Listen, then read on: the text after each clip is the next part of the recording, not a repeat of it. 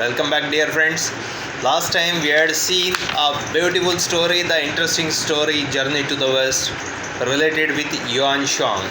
This time, as I said you in the last episode, we are going to see the exercise, that is the workshop of this story. You can see the page displayed on your screen, that is page number 18. On left side of page number 18 you can see there are few questions and words. We must understand the meaning of these words and equations that we are going to see right now. So let us start. The first, but West is a relative term. Discuss the meaning of the following sentences on left side, that is on the pink belt on the screen shown on the pink belt on your screen.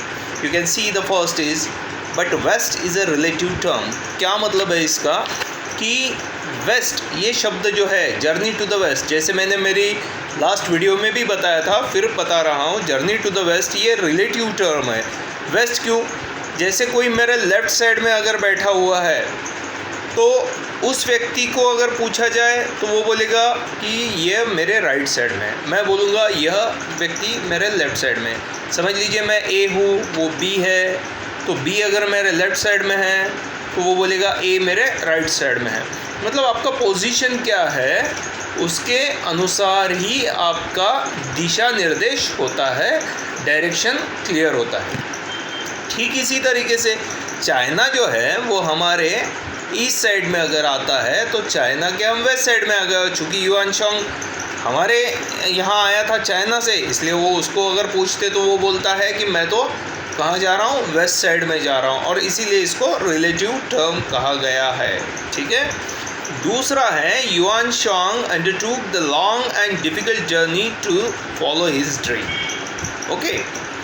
सो क्या dream था भाई yuan शांग का? Yuan शांग का dream था कि वो भारत में बौद्ध धर्म की बहुत सारी किताबें पढ़े, बौद्ध धर्म के बारे में यहाँ आकर बहुत सारी पढ़ाई करे, और यहाँ से बहुत सारे धर्म ग्रंथ वगैरह जो है, यहाँ से जो उसके संबंधित शास्त्र है वो लेकर अपने देश चीन लौट जाए. So what was his dream? He wanted to take Buddhist scriptures, as he was Buddhist. He wanted to take Buddhist scriptures from India to his motherland China. Is that? Hope you got that. Then the next is, guess the meaning of the following. अब ये भाई कुछ शब्द दिए हुए, दो शब्द दिए हुए हैं, तो उसकी हमको मीनिंग गेस करना है यानी लिखना है. ठीक है. सिर्फ गेस नहीं करना है, तो उसको लिखना है. Horse back. हॉर्स बैक का मतलब क्या है? हॉर्स बैक यानी घोड़े की पीठ नहीं होता है. हॉर्स बैक मतलब sitting on the horse, horse पर बैठकर, that is called horseback. How did he come to India? He came to India on horseback, isn't it? दूसरा उसमें का शब्द है स्नो क्लैड. स्नो क्लैड जैसे मैंने पहले भी एक्सप्लेन किया था, यानी पूरा बर्फ़ से ढका हुआ. वो जो पहाड़ियाँ थी वो पूरी बर्फ़ से ढकी हुई थी, और इसीलिए इसको स्नो क्लैड कहा जाता है, covered with snow. That is called snow clad mountains. Is that clear? Then next, scriptures, that is the meaning given here is scriptures, that is holy sacred books और राइटिंग्स. ठीक है ना. तो scriptures यानी जो धर्म ग्रंथ है या जो भी धर्म के बारे में लिखी हुई बातें हैं उसे स्क्रिप्चर्स कहा जाता है. What was Yuan Shang's dream? As I told you, his dream was to study Buddhism in India and to take the scriptures back to his motherland. So, next things to do. What you have to do? There is little small activity that you have to do at home. आपको एक छोटा सा काम करना है. आपकी जो English की बुक है उसके अंदर इसको एक छोटा सा काम, आपको मज़ा आएगा. कैसे? देखिए क्या करना है. युआन शांग कहाँ से आया था? चाइना से आया था. और चाइना से कहाँ आया था? भारत आया था, है ना. तो आपको एक छोटा सा, और भारत में कहाँ घूमा मैंने बताया हुआ है मेरे पिछले वीडियो में. अगर आपने देखा होगा, और नहीं देखा होगा तो लिंक आपके पास है, आप लिंक पे से देख सकते हैं. तो मेरे पिछले वीडियो को रेफ़र करके आप कहाँ कहाँ गया था और कहाँ कहाँ पढ़ाया. ऐसे नहीं युआन शांग आया, किताबें ली और चाइना चला गया.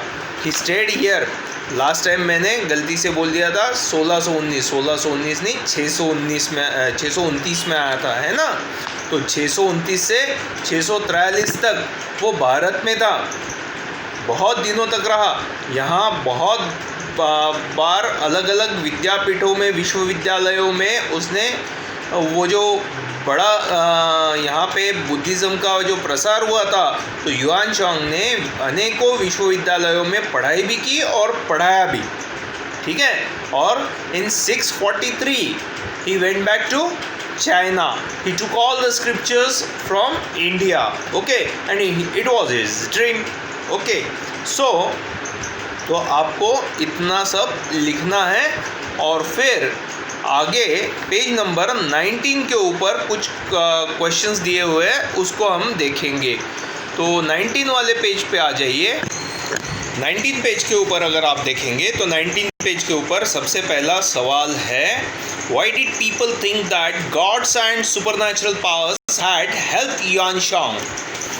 सवाल का मतलब क्या है? सवाल का मतलब है कि लोग ऐसे क्यों मानते हैं कि भगवान और अतीन्द्रिय शक्तियाँ यानी सुपर नेचुरल पावर्स जो है, उन्होंने युआन शांग को चाइना से भारत और भारत से चाइना, ये जो सफ़र था, जो जर्नी था, उसमें मदद की, ठीक है। क्योंकि वो सफ़र जो था, वो सफ़र बड़ा मुश्किलों से भरा हुआ था, बड़ी तकलीफ़ थी। जैसे हमने देखा कि बहुत सारे रॉबर्स थे उसके अंदर, बहुत सारे सुपर नेचुरल पावर्स जो है, इल पावर्स, डेमन्स थे, बहुत सारे रुकावटें थी, रास्ता भी साफ़ नहीं था। गोबी के रेगिस्तान से माउंटेन क्लैडेड, देखिए रेगिस्तान में इतनी गर्मी और वो स्नो क्लैडेड माउंटेन्स के रेंजेस, इसमें से निकलना, कोई ट्रैवलिंग सोर्सेस नहीं है। और ऐसे सिचुएशन में जब युआन शांग जो है वो जब निकला था तब तो बच्चा था, है ना, तब थोड़ी ना बड़ा था। और ऐसे सिचुएशन में जब युआन शांग वहाँ से आया तो फिर उस सीन में उनको ऐसे लगा कि ये रास्ता तो पार करना, तब तो कोई बाहर जाता नहीं था, और ऐसे टाइम पे इतना बड़ा रास्ता ट्रैवल करके आना और अकेले, दैट्स जस्ट इम्पॉसिबल, है ना। और इसीलिए लोगों को यह लगता था कि ये तो भगवान की मदद के बगैर हो ही नहीं सकता, ये तो किसी कॉमन मैन का काम ही नहीं है। Supernatural power and gods must support this journey, and so that he had completed this, okay. तो यहाँ पे सवाल क्या है कि यहाँ पे सवाल ये है, why did people think that gods and supernatural powers had helped Yuan Shang?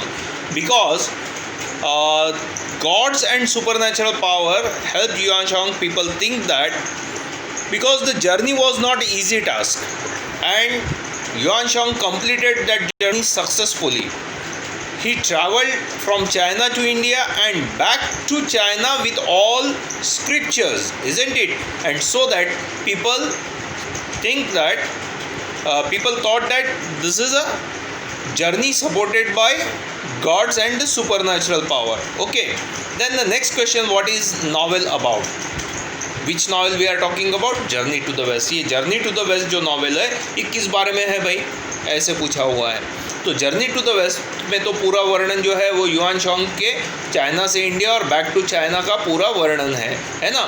लेकिन ये सिर्फ इतना ही नहीं है, इसके अंदर बहुत सारी लोक कथाएँ भी है। लोक कथाएँ यानी फोक टेल्स, ओके, FOLK, उसको फोल्क नहीं बोलना है, फोक बोलना है, L इज साइलेंट, ओके। सो ये फोक टेल्स है, उसके अंदर बहुत सारी, इजंट इट, लोक कथाएँ उसके अंदर शामिल है। और इसीलिए what is the novel about? The novel is about Yuan Shang's journey from China to India and back to China, and it comprised of many folk tales, okay. So there is one more question, how to use the folk, or where do we find this word folk? Can you think of other pairs of words starting with folk? तो folk ये शब्द कहाँ कहाँ लगता है, ऐसे कुछ आप पेयर्स के बारे में बता सकते हैं क्या, ऐसे पूछा हुआ है। तो हम देखते हैं यहाँ फोक टेल्स होते हैं, फोक स्टोरीज़ भी बोला जाता है उसे, फोक डांस होते हैं, है ना, लोक नृत्य, इज़न्ट इट। देश के किसी प्रांत में, अलग अलग प्रांत में अलग अलग नृत्य किए जाते हैं। महाराष्ट्र में लावणी है, पंजाब में बांगड़ा है, आसाम में बिहू है ना। उड़ीसा में उड़ीसी है।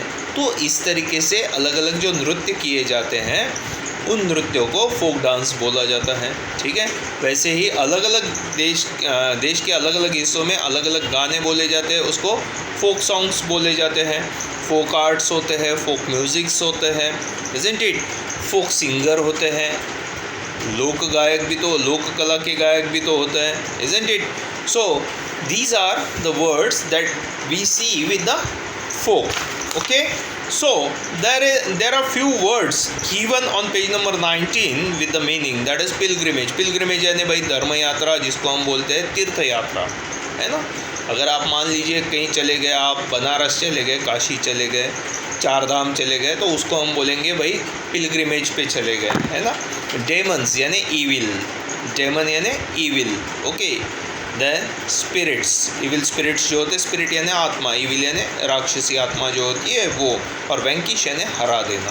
वैंकिश करने का मतलब होता है हरा देना, तो ये हमें पता होना चाहिए। तो अब आ जाते हैं हम पेज नंबर 20 के ऊपर। उसमें भी आपके पिंक बेल्ट के ऊपर कुछ सवाल दिए हुए, उसके जवाब देखेंगे। तो पिंक बेल्ट के ऊपर आ जाइए। तो पेज नंबर 20 के ऊपर आपका सबसे पहला सवाल है, why have the 3 characters agreed to help Yuan Shang. जो 3 कैरेक्टर्स थे हमारे स्टोरी में, है ना, वो 3 कैरेक्टर्स क्यों तैयार हो गए। अब हमें पता है ये तीनों जो थे ये कोई इतने सीधे कैरेक्टर्स नहीं थे, ये हेवन में थे, पर ये गॉड नहीं थे, ये वहाँ पे तकलीफ़ देते थे, तो उन्हें हेवन से निकाल दिया गया। And the mercy of the god of mercy, that is Guanyin deity. Guanyin deity को यानी जो दया की देवता है, उन्हें ऐसे लगा कि चलो इन्हें एक चांस फिर से मिलना चाहिए। तो ऐसे कहा जाता है कि ग्वेनियन डेटी ने कहा कि देखो भाई, वो युआन शांग जो है वो अच्छे काम के लिए भारत जा रहे हैं, और उसका जो रास्ता है वो सफ़र इतना आसान नहीं है। युआन शांग को बड़ी तकलीफ़ है उसके अंदर, तो आपको क्या करना है, आपको उसको मदद करना है। अगर ये अच्छा काम आप कर देंगे तो आपको स्वर्ग में आने का एक फिर से चांस मिलेगा, ऐसे कहा था ना। So because of what is that question, why have the 3 characters agreed to help Yuan Shang? The 3 characters agreed to help Yuan Shang because the kind Guanyin deity gave these 3 characters a chance. If they help Yuan Shang in his difficult journey, the Guanyin deity will allow them to come back to the heaven, isn't it? So this is why the Guanyin deity said, and they became ready to help Yuan Shang. Who is the most powerful among the 3 disciples? देखिए 3 disciples थे, तो सबसे ताकतवर कौन था तीनों में? सबसे ताकतवर सुन Wukong. So who was the most powerful among the 3 disciples? The most powerful among the 3 disciples was Sun Wukong. Then what is the next? That is Kadel, a short heavy stick. Okay, वो उसके पास सुन Wukong के पास था चाबुक, है ना। Summer salt, picture बताया हुआ है आपको। समर सॉल्ट यानी उल्टी ऐसी छलांग लगाना, that is called somersault, okay. At will यानी क्या, अपनी इच्छा से। तो कैसे इस्तेमाल करेंगे at will, isn't it. I study at will, okay, मैं मेरी इच्छा से पढ़ता हूँ। I always go for walk at will, मैं इच्छा से करता हूँ। तो इसको और भी कैसे इस्तेमाल किया जाता है, are you willing to do that, ऐसे बोला जाता है। यानी आप उस काम को करने की इच्छा रखते हैं या नहीं रखते, are you willing to do that, ऐसे भी बोला जाता है। एक्सरे विजन किसे कहते हैं, जिसे आर पार दिखता है ना, उसे कहते हैं एक्सरे विजन। जैसे मान लीजिए बहुत से बार हमें बताया जाता है, पिक्चर्स में हम देखते हैं कि दीवार भी रोक नहीं पाती, वो दीवार के उधर क्या चल रहा है वो भी दिख जाता है, and that is called X-ray vision. Sun Wukong के पास में वो एक्सरे विजन था। और ट्रिक स्टार यानी जो पलक झपकते से ही कुछ कर दे उसे कहा जाता है ट्रिक स्टार, है ना। हम बहुत से बार देखते हैं, that we call trickster, ठीक है। तो ये है। अब थिंग्स टू डू में देखते हैं। If you were to undertake Yuan Shong's journey today, how will you travel? Describe it using a map और Google map. State which modes and means of transport you will use. बड़ा अच्छा सवाल है। क्या पूछा हुआ है कि मान लीजिए युआन शॉन्ग की जगह आज आप है और आपको भारत से चाइना जाना है। चलिए ठीक है, हम चाइना से भारत के बजाय भारत से चाइना जाने की बात करते हैं। तो आप कैसे जाएंगे आज के दौर में? युआन शॉन्ग के 7th सेंचुरी की बात नहीं कर रहा हूँ मैं। तो आप कैसे जाएंगे? आप तो सबसे पहले तो गूगल का इस्तेमाल करेंगे, नो डाउट। फिर एक मैप बनाएंगे उसका, फिर कहाँ कहाँ आपको रुकना है वो स्टॉप्स, फिर एक रास्ता बनाएंगे, ओके। और फिर मैप बनाने के बाद में वो रास्ते में डिफ़िकल्टीज़ क्या क्या है उसको सर्च करेंगे। डिफ़िकल्टीज़ को कैसे कम ओवर किया जाएगा उसको देखेंगे। और फिर कौन सा ट्रांसपोर्ट का साधन आप इस्तेमाल करेंगे। अगर आप मान लीजिए रास्ते में कोई सीधा रास्ता है, आप चढ़ उतर सकते हैं, तो फिर आप जहाँ पे बहुत पहाड़ी वाला क्षेत्र है वहाँ पे आपको हॉर्स वगैरह लेना पड़ेगा। लेकिन जहाँ पे आप सीधा फ्लैट जा सकते हैं वहाँ गाड़ी से आप जाएंगे, isn't it? So this is. और अगर आपको जल्दी से पहुँचना है, बिल्कुल कुछ भी तकलीफ़ नहीं चाहिए, you will take a flight from India direct to China. It was not the facility available at the time of Yuan Shang, isn't it? So this is what, and on page number 21 there is write other expressions like happy reading. Okay, तो page number 21 के ऊपर अगर आप आएंगे तो आपको दिखेगा वहाँ पे राइट साइड में आपके पिंक बेल्ट है, उसके ऊपर हैप्पी रीडिंग। तो ऐसे ही आप बना सकते हैं, happy beginning, happy journey, happy start, है ना, हैप्पी रीडिंग, ओके। बाद में हैप्पी बर्थडे, इस तरीके से आप हैप्पी लगा सकते हैं। हैप्पी लगाने से क्या हो जाता है कि आपका आनंदमय हो।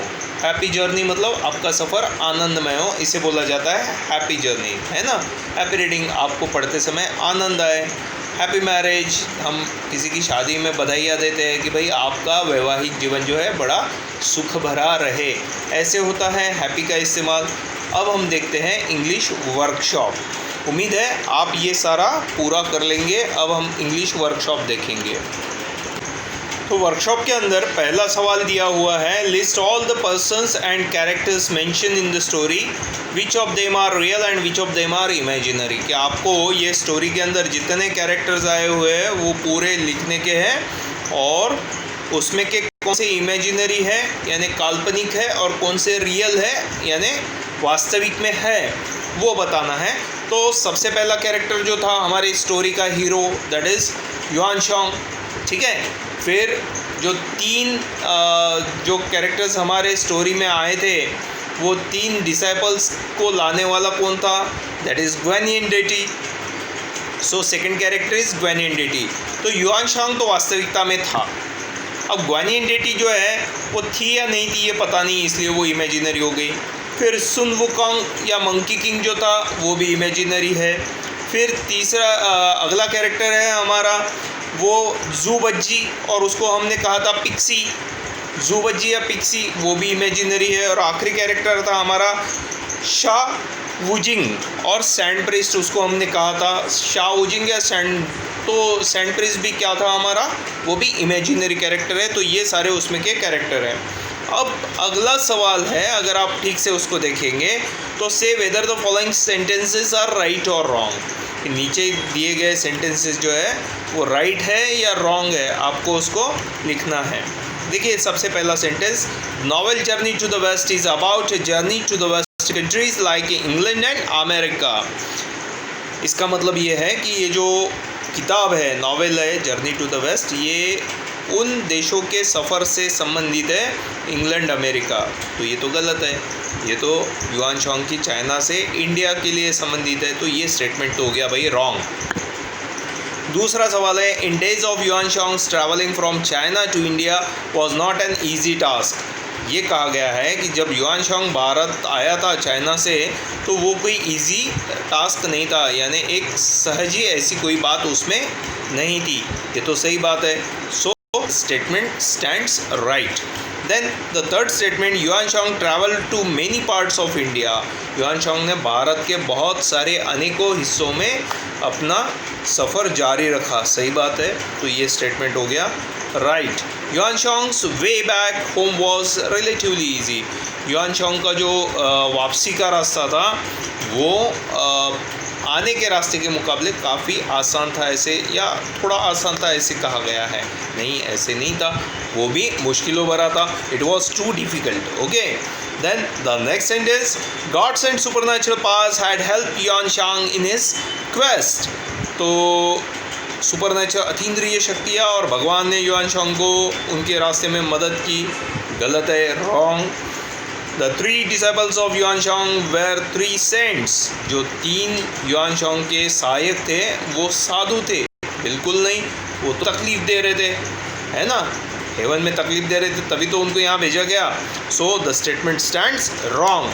The 3 disciples have supernatural powers। Very true, तीनों के पास में जो है वो बहुत ज़्यादा सुपरनैचुरल पावर्स थे, हमें वो पता है।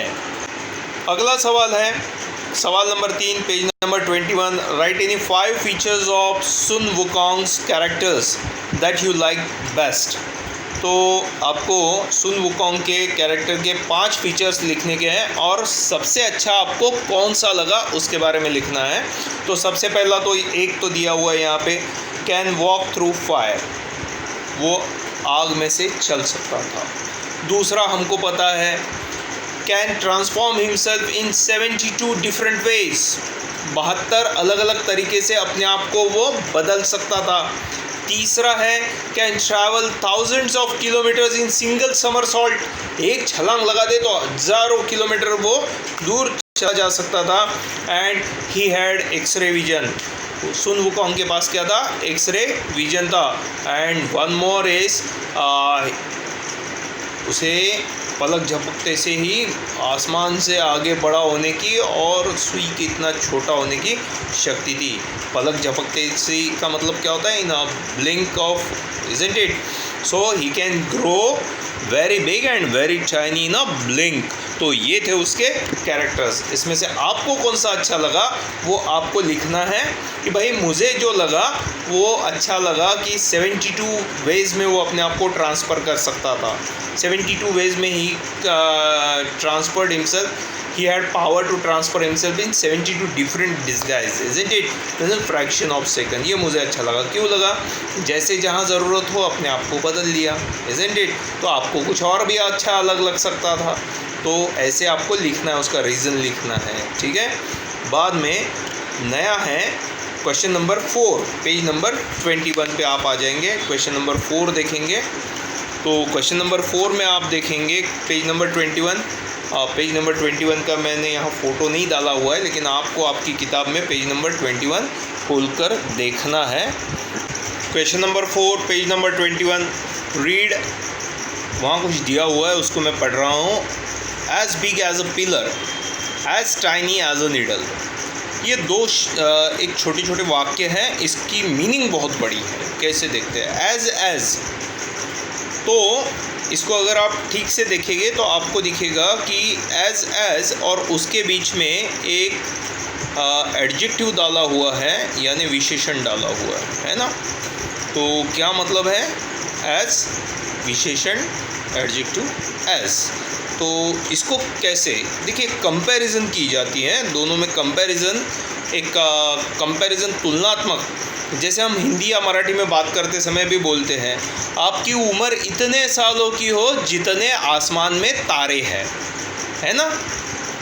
तो आपकी उम्र इतने सालों की हो जितने आसमान में तारे हैं। तो आसमान में जितने तारे हैं उतनी, मतलब एज मराठी में उसको हम क्या बोलते हैं? एवढं जेवढं, इतना जितना।